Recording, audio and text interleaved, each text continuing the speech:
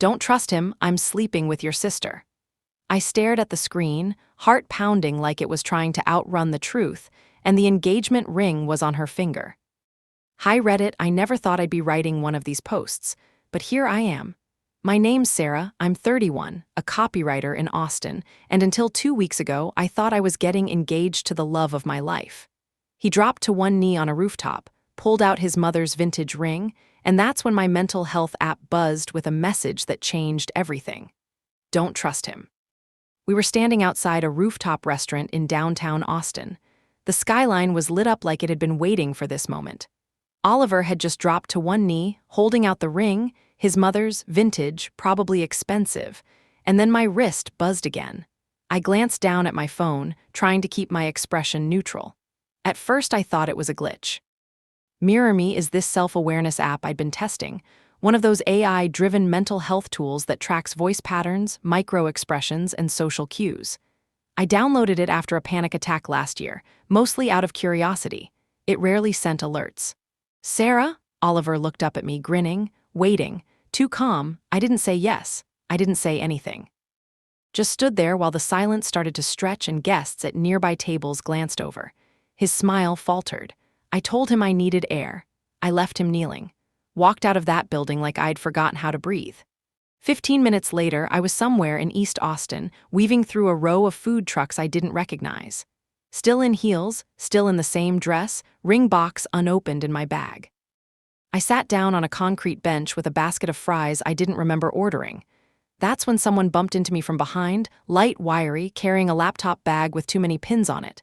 Sorry, he said, pulling his hoodie back to get a better look at me. Didn't see you there. He looked tired, young, early 20s maybe. He glanced at my phone screen. Mirror Me was still open, glitching slightly. You use that? He asked. I laughed. Just told me my boyfriend's cheating on me. Not exactly the proposal vibe I was expecting. He blinked. It told you that? Another buzz. Mirror Me alert, projected net worth in 10 years, $58 It was a profile summary. Eli Mercer, 19, UT dropout, freelance tech support, lives in his car. I stared at the screen, then at him. You hungry? I asked. I didn't plan it, not in the way people think. I just asked him if he wanted to split my fries. He said sure, sat down beside me and talked like he hadn't had a conversation all day. Maybe all week. His voice was soft, measured, almost unnervingly calm for someone who had nowhere to go that night. He asked what I did. I told him copywriting, agencies, content campaigns, mostly boring stuff. He nodded. You know words like they're tools, he said. You sound like you wish they were weapons. That hit, harder than I expected. When I offered him a place to crash for the night, he hesitated, said he wasn't trying to be someone's rescue project. I told him it wasn't that I just had a spare room and a lot of questions. That's how I justified it to myself, an ethical observation opportunity, a safe space exchange. He needed shelter. I needed answers. We made a deal one night, then reassess. When I got home, Oliver had texted, I'm worried, please call, I love you. We can talk, I didn't do anything wrong. I didn't respond. Instead, I walked into my quiet apartment, showed Eli where the guest towels were, and set an extra blanket at the edge of the bed. He didn't say thank you, just looked at me for a long moment like he was calculating something. Mirror Me pinged again. Just one word this time. I haven't told anyone what happened yet. My friends would freak.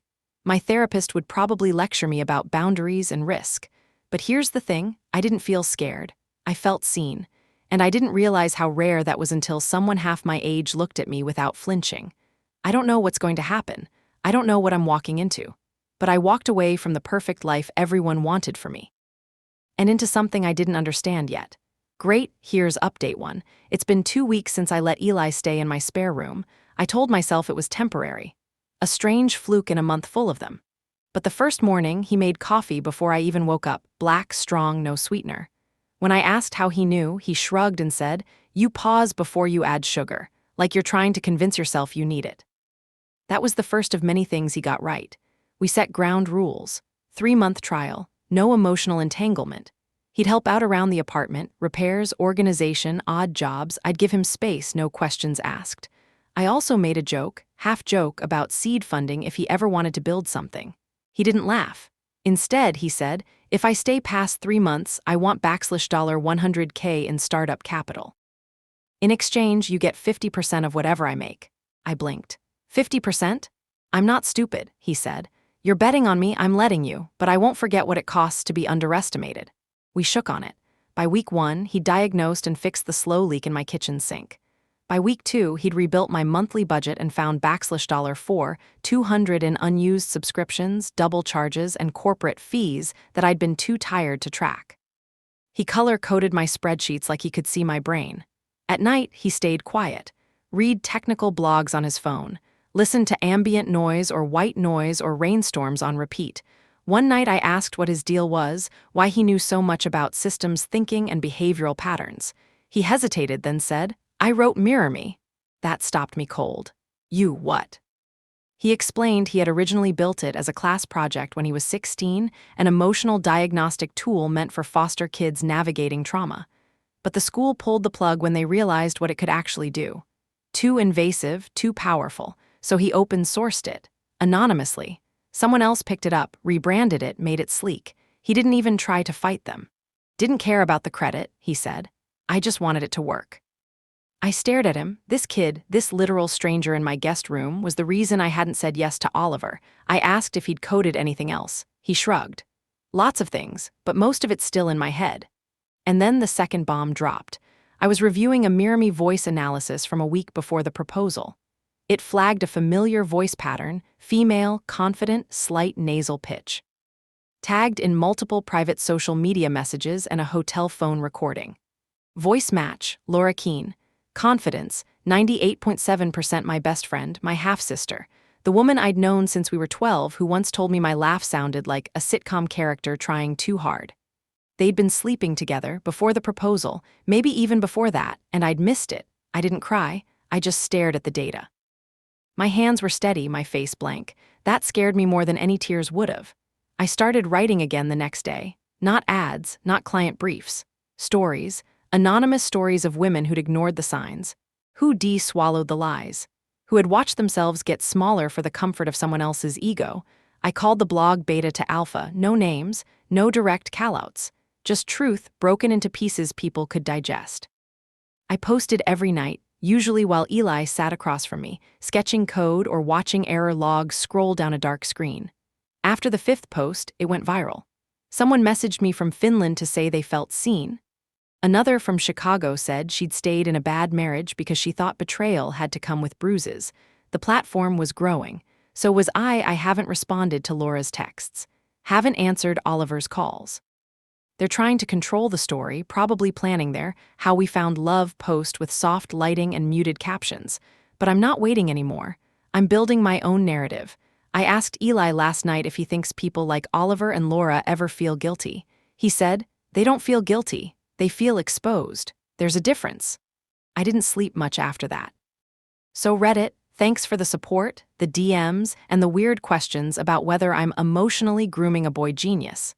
Next post, I'll explain what happened when they tried to post about their engagement story. And why I didn't need revenge, just proof. Update 2, they didn't even try to be subtle. 2 days after my blog passed 100,000 followers, Laura and Oliver posted a pastel-filtered Instagram carousel titled, She Said Yes, Eventually. I stared at it for a full minute. No caption could have prepared me for the last photo in the set. It was the same ring Oliver had proposed with, the one he slipped into my purse when I walked away from him. But it was on her hand now. Her nails done exactly like mine had been 2 weeks ago. French tips, a gold accent, my style her finger, and then I read the caption. Through ups and downs, forgiveness and growth, we found each other. Love isn't perfect, it's evolution. I felt it like a slap, because I wrote that, word for word, 2 years ago for a Valentine's Day campaign for a fragrance brand Laura pitched. I even remembered the internal debate I had over the comma after growth. She hadn't even paraphrased. Eli walked in from the kitchen.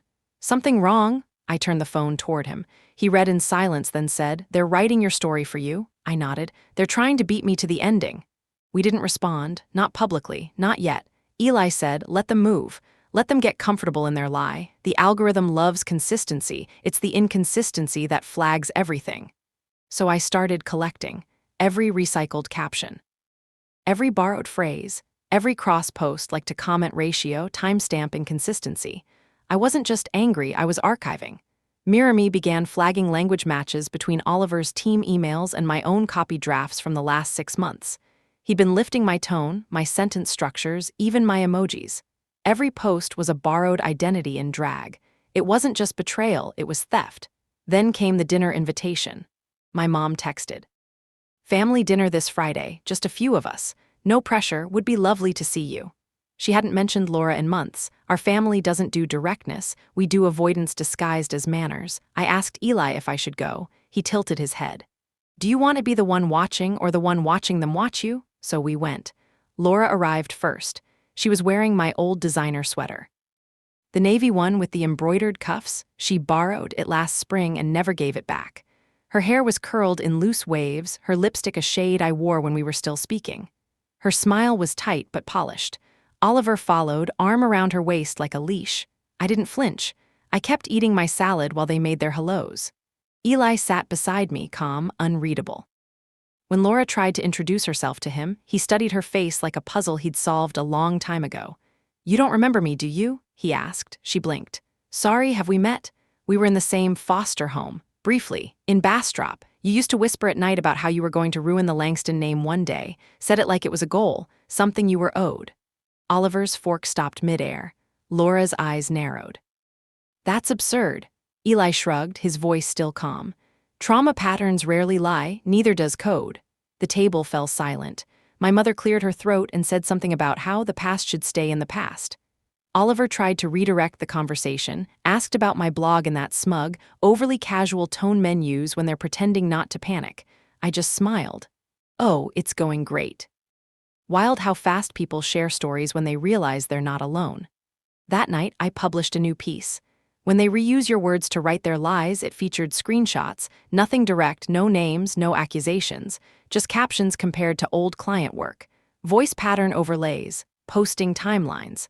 The comments section blew up. Readers started doing their own sleuthing. Some recognized Oliver from tech panels.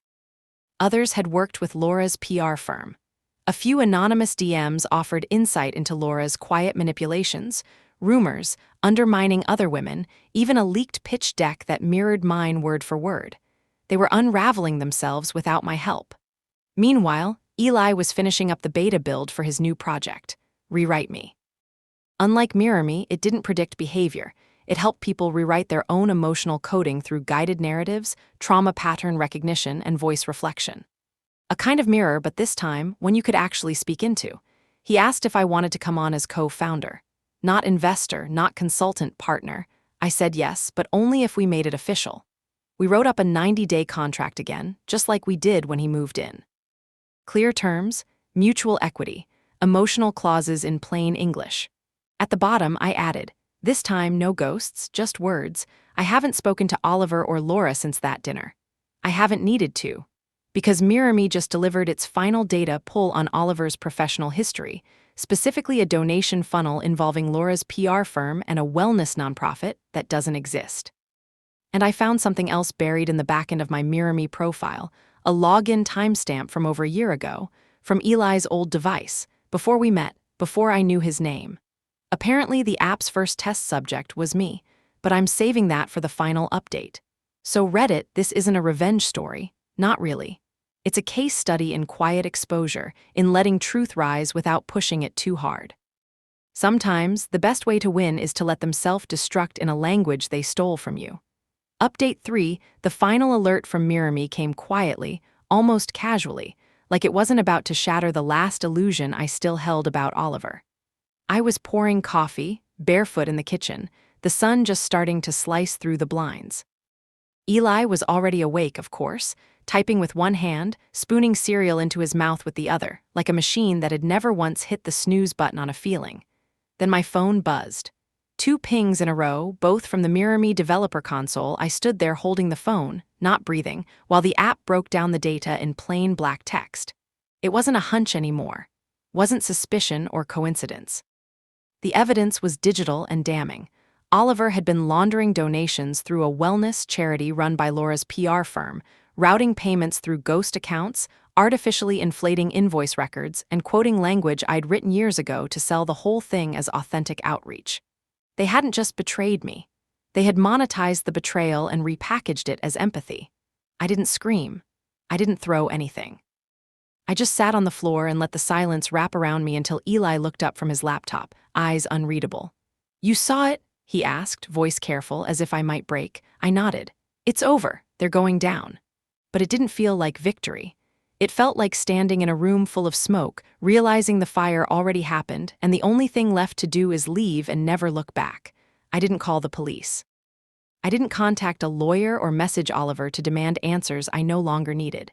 Instead, I opened my laptop, signed into my blog, and wrote one final post. It wasn't dramatic. No name drops, no exposés, just the truth in the form of reflection about how betrayal doesn't always wear sharp teeth and blood-stained shirts. Sometimes it looks like slow erasure. Sometimes it sounds like your own voice coming out of someone else's mouth. I attached screenshots, not of the worst things, just enough for people to start asking their own questions. Comparison images, linguistic patterns, metadata trails, subtle, surgical, devastating. The final line of the blog was simple. If someone builds their success from pieces of you, are you allowed to take those pieces back? Within 24 hours, the post had reached over 2 million views.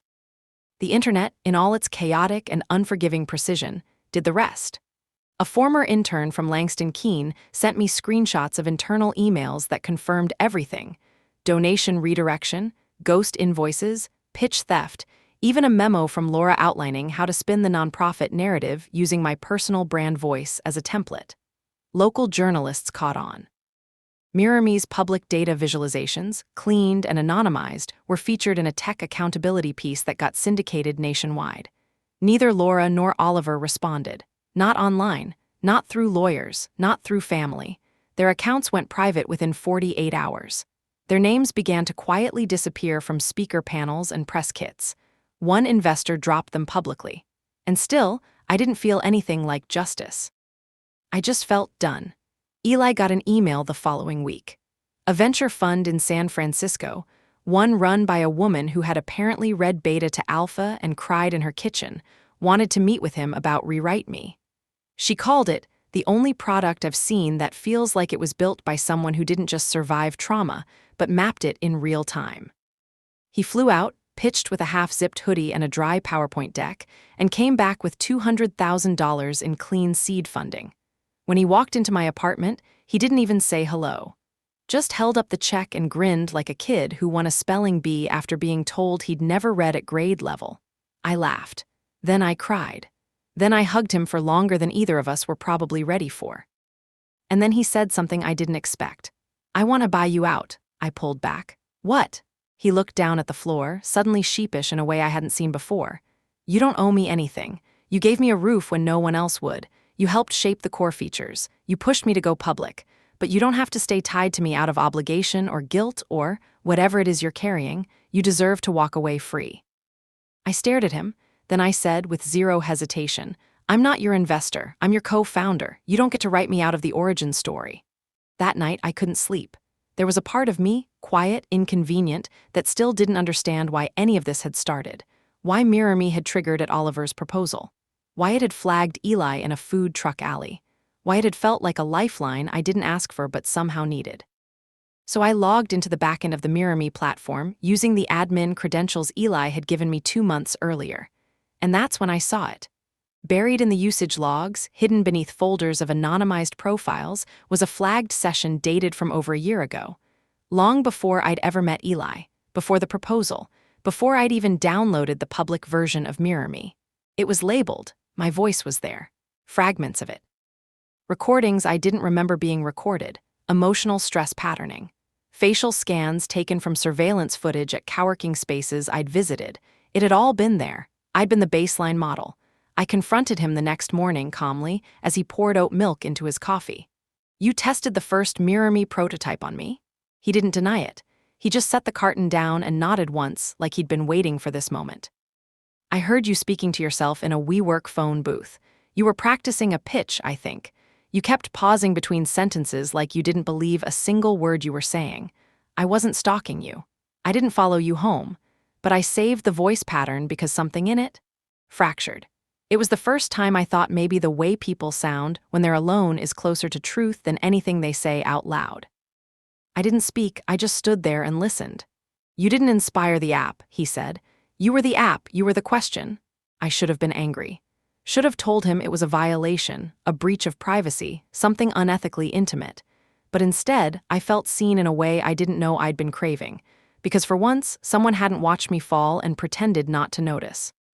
Someone had listened when I didn't even know I was asking to be heard. We didn't fall in love, we rewrote what love even meant. So Reddit, thank you for reading, for noticing patterns, for sending me DMs that were half conspiracies, half comfort. Thank you for reminding me that stories aren't just escapes, they're mirrors. Sometimes warped, sometimes too bright, but real, and if you're wondering what happens next, I don't know. Maybe I'll turn the blog into a book. Maybe I'll disappear for a while. Maybe I'll build something new. But I'm not giving the pen back. Not ever again. Let me know if you'd like all 4 parts compiled into one formatted file or prepared for serial blog posting, or if you'd like a Reddit post-optimized version with embedded line breaks and spacing.